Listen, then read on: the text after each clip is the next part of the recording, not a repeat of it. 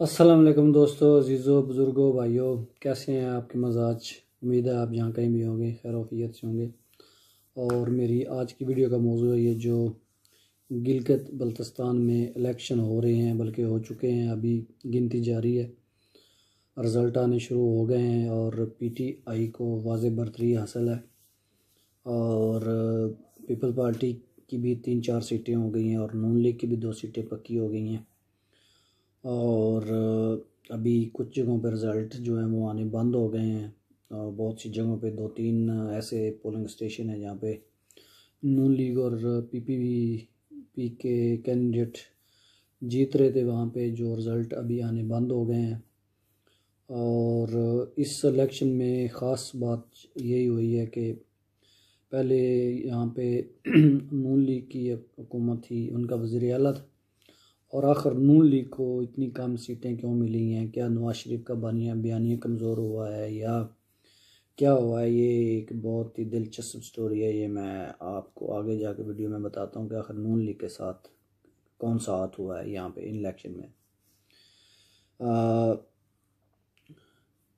पहले वहाँ के लोगों की बात करते हैं। वहाँ के लोगों ने बहुत पार्टिसिपेट किया है और बहुत ज़्यादा अच्छा टर्न आउट रहा है। और सबसे बड़ी अच्छी बात यह है कि वहाँ पे औरतों ने बहुत ज़्यादा बाहर निकल के अपने हक़ का इस्तेमाल किया, अपने वोट का इस्तेमाल किया। ये सबसे खुशाइन बात है। वहाँ पे टर्न आउट बहुत ज़्यादा रहा है और वहाँ के लोग बहुत ही भोले सीधे साधे मासूम लोग हैं। और हम लोगों ने उनके साथ भी हाथ कर दिया है। आज से गिलगित बल्तिस्तान में भी बर्बादी का सफ़र जो है ना वो शुरू हो चुका है। वो इसलिए कि हमने तारीख़ से कुछ नहीं सीखा। जो पंजाब में होता है, जो बलूचिस्तान में होता है, जो सूबा सारा KPK में होता है और जो सिंध में होता है, और यहाँ पे भी वही हुआ। हालांकि हम इसको 5वां सूबा बना रहे हैं और हमें चाहिए था कि हम वहाँ पे एक ईमानदार सेटअप लाते, हम वो काम करते, लोग हम पे रश करते कि इन्होंने बहुत अच्छा किया है। वहाँ पे भी इस्टेब्लिशमेंट और मौजूदा गवर्नमेंट इन्होंने अपने पत्ते खेले हैं। और यहाँ पे एक बात बताता चलूँ उन लोगों के लिए, उन दोस्तों के लिए, ख़ास करके PTI के सपोर्टरों के लिए, कि आप ज़्यादा उछले कूदे नहीं, क्योंकि ये पाकिस्तान की तारीख़ का हिस्सा है। और पाकिस्तान की तारीख़ में ये पहली बार नहीं है, हर बार यही हुआ है कि जिसकी वफाक में गवर्नमेंट होती है, सूबों में भी उसकी गवर्नमेंट बनती है। ये मैं आपको बता चलूँ, आपको उछलने कूदने की ज़रूरत ज़्यादा नहीं है। और यहाँ सिर्फ पाकिस्तान में नहीं, आज़ाद कश्मीर पे भी उसका असर पड़ता है। जो पाकिस्तान में गवर्नमेंट बनाता है, वफाक में, सूबों में भी वही बनाता है, और आज़ाद कश्मीर में भी उसकी गवर्नमेंट होती है। इसलिए ज़्यादा खुशफहमी में रहने की ज़रूरत नहीं है। और फिर भी 23 सीट्स थी और उसके ऊपर PTI ने तकरीबन अभी तक 8-9 सीटों के ऊपर जो उनके कैंडिडेट विन कर रहे हैं। ये कोई बहुत ज़्यादा सीटें नहीं है। अगर ये मतलब इनका अच्छा रिकॉर्ड होता और हुकूमत में होने के बावजूद भी, तो इनको मेरे ख़्याल से 17-18 सीटें मिलती, तो फिर ये बहुत अच्छा रिज़ल्ट था PTI के लिए। PTI के लिए बिला मियाँ फ़िक्र है कि उनकी हुकूमत होने के बावजूद भी उनको इतनी कम सीटें मिली हैं। अगर कैंडिडेट वो जो आज़ाद और PPP और नून लीग के मिलाए जाएँ तो वो PTI से ज़्यादा सीटें बनती हैं। लेकिन इसमें ये है कि ये इसमें भी वही होगा जो 2018 के इलेक्शन में हुआ है, और आज़ाद उम्मीदवारों को ख़रीदा जाएगा। या वहाँ पे भी करप्शन का जो है ना वो आज बुनियाद रख दी गई है। उन कैंडिडेटों को ख़रीदा जाएगा, आज़ाद उम्मीदवारों को ख़रीद के PTI अपनी गवर्नमेंट बनाएगी। और वही बेईमानी, वही हथकंडे, वही इलेक्शन कमीशन, वही सारी चीज़ें, वही इस्टेब्लिशमेंट, वही वफाक, वही जो कुछ 2018 के इलेक्शन में हुआ, सेम स्टोरी वहाँ पे दोहराई गई है।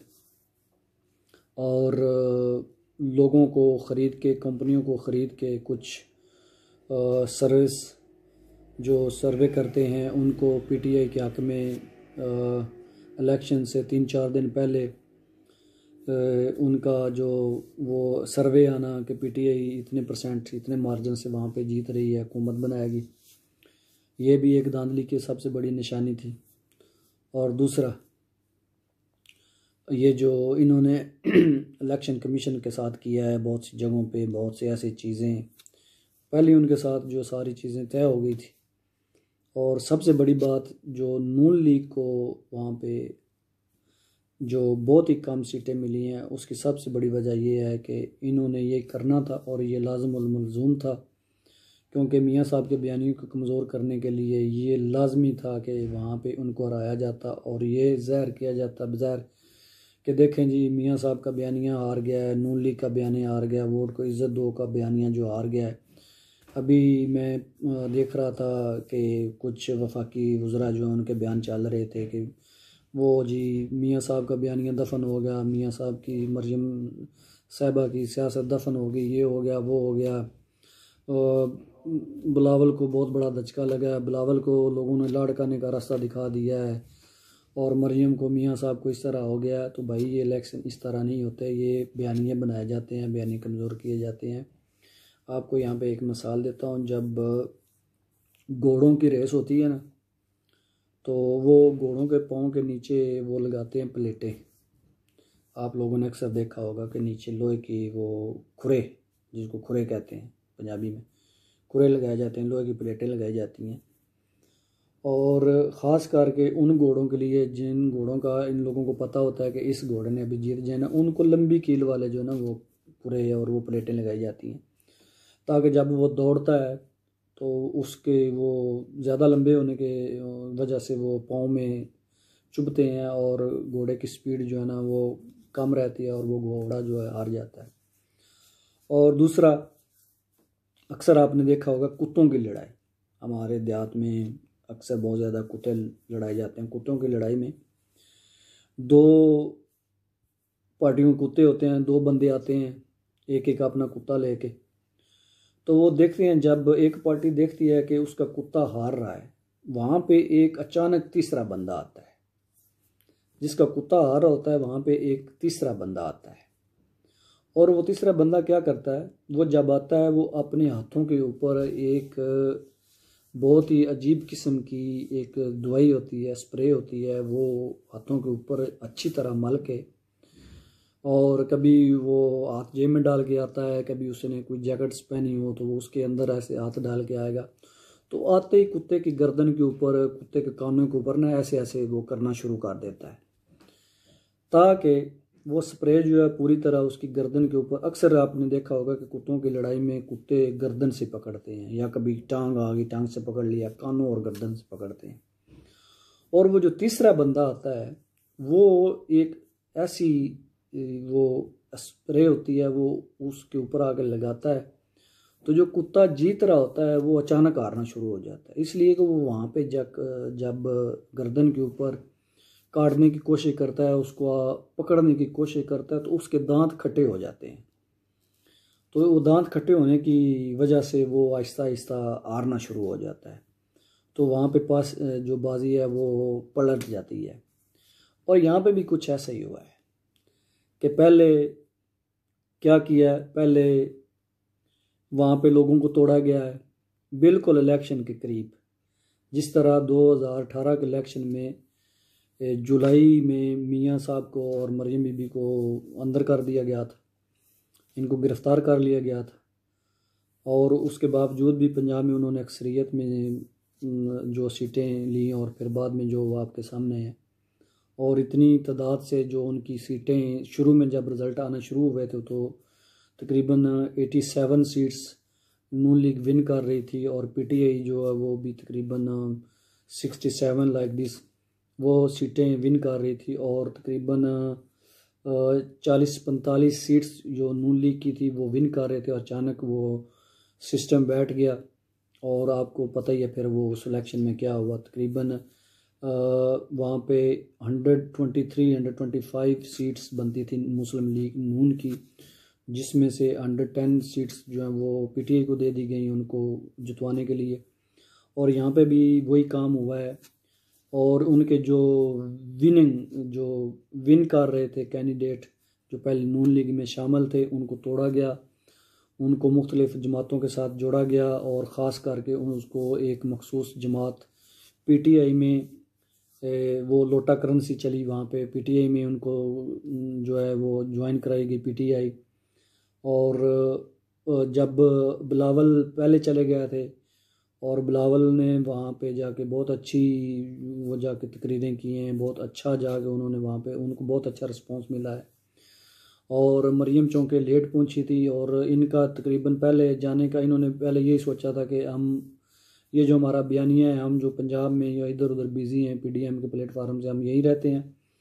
तो फिर लोगों ने इनको कहा, मुख्तलिफ़ हल्कों ने, कि आपको जाना चाहिए वहाँ पे जाके, क्योंकि इनको पता था कि हमारे जो कैंडिडेट हैं जो विन कर रहे थे, जिन्होंने पहले विन किया हुआ था ये इलेक्शन, उनको मतलब PTI में शामिल करवा दिया गया है और वो PTI में चले गए हैं। और बिल्कुल इलेक्शन के करीब जाके नया कैंडिडेट ढूंढना तो वो बहुत मुश्किल हो जाता है।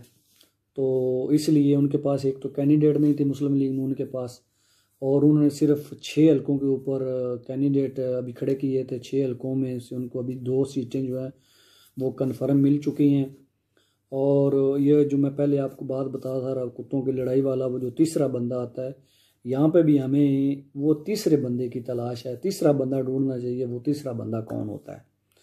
वो तीसरे बंदे का आप सबको पता है कि वो तीसरा बंदा हमारी तारीख में कौन है और वो क्या अपने मकासद है उनके।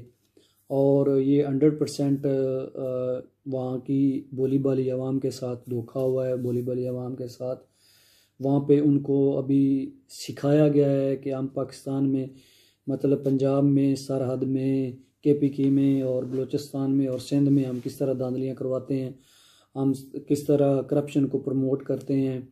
और उन लोगों को भी अभी मतलब अभी जो आज़ाद उम्मीदवार हैं 7-8 के करीब, उनको ख़रीदा जाएगा। जहांगीर तरीन साहब, जैसा कि आपको पता है, वो पाकिस्तान वापस आ चुके हैं इसी मकसद के लिए।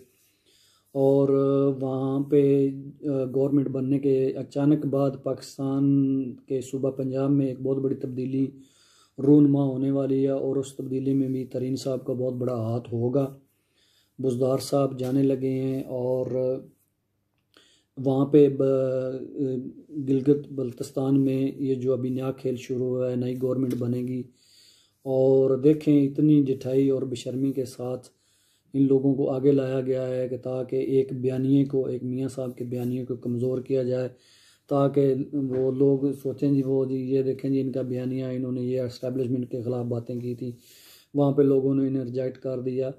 ये हकीकत के बरअक्स बात है, क्योंकि वहाँ पे उनको कैंडिडेट, जो उनके पहले कैंडिडेट थे अच्छे भले बड़े बड़े जो विन कर सकते इलेक्शन, उनको तोड़ा गया, उनको PTI में शामिल करवाया गया।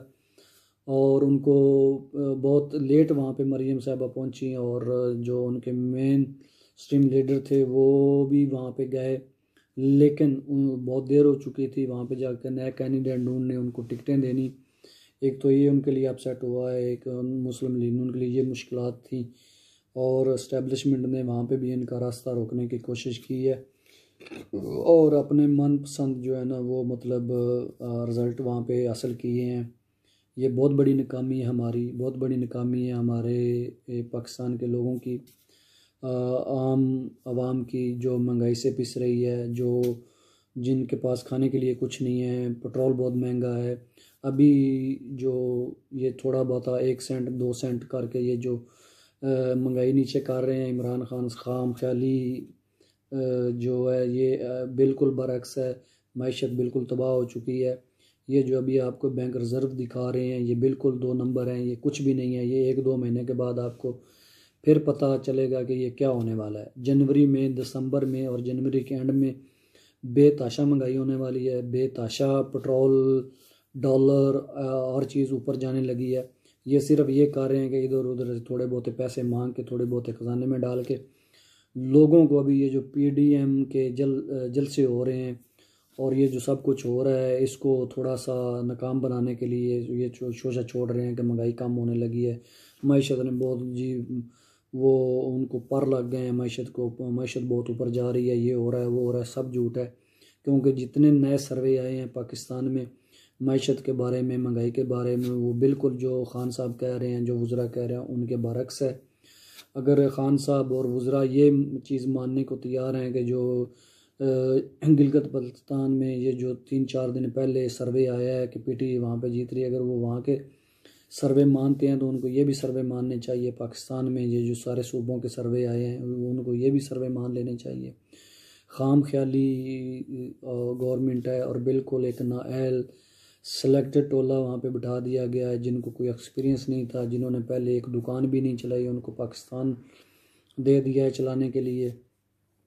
ठीक है, तो वो मैंने एक टिकटॉक के ऊपर एक वीडियो चढ़ाई हुई है बंदर की, बंदर के हाथ में पेचकस पकड़ा के और उसको गाड़ी का जो है कार का बोनट खोल के उसको बैठा दिया गया है और वो कभी कभी किसी काबले को छेड़ता है, कभी किसी को छेड़ता है, कभी कहीं पे पेचकस मारता है, कभी कहीं पे मारता है, और जो पहले वाला भी इंजन है उसका वो भी बर्बाद कर रहा है। और यही हाल पाकिस्तान के साथ हो रहा है। तो ये पीटीआई के जो वर्कर्स हैं, पीटीआई के जो सपोर्टर हैं, उनके लिए ये बहुत अच्छी खुशी की बात नहीं है, बल्कि शर्म की बात है कि गवर्नमेंट होते हुए भी आपको 9-10 सीटें मिली हैं और वो भी पता नहीं किस तरीके से मिली हैं, ये सब लोग जानते हैं वहाँ पे। और वकला बरदरी भी जानती है, सहाफ़ी बरदरी भी जानती है, और जो भी ज़ीश और लोग हैं जिनको पता है थोड़ी बहुत ही, जिनके अंदर है सोच समझ, वो जानते हैं कि ये क्या हुआ है, क्या होना था। ये रिज़ल्ट मुतवक्को थे और यही होना था और यही सब कुछ चल रहा है। और वहाँ पे भी एक ऐसी गवर्नमेंट बनाने की, कठपुतली हुकूमत बनाने की कोशिश की जा रही है कि वहाँ पे भी बस ना तरक्की हो, बस खोखले वादे हों और ये हो वो हो। तो मेरा नहीं ख्याल कि वहाँ पे कोई खुशहाली आएगी। और ख़ास करके पीटीआई की गवर्नमेंट वहाँ पे वो पाकिस्तान के लिए कुछ नहीं कर रहे और सिंध के लिए कुछ नहीं कर रहे, बलूचिस्तान के लिए कुछ नहीं कर रहे, सूबे आपस में लड़ रहे हैं, बदअमनी इतनी ज़्यादा फैल चुकी है। तो ये मेरा ख्याल है लम्हा फ़िक्रिया है। हमें उस तीसरे बंदे का पता करना है जो हर इलेक्शन में कूद पड़ता है और हर इलेक्शन में वो अपना रोल अदा करता है और जीती हुई बाजी कैसे पलटी जाती है, कैसे जो लोग विन कर रहे होते हैं उनको कैसे हराया जाता है।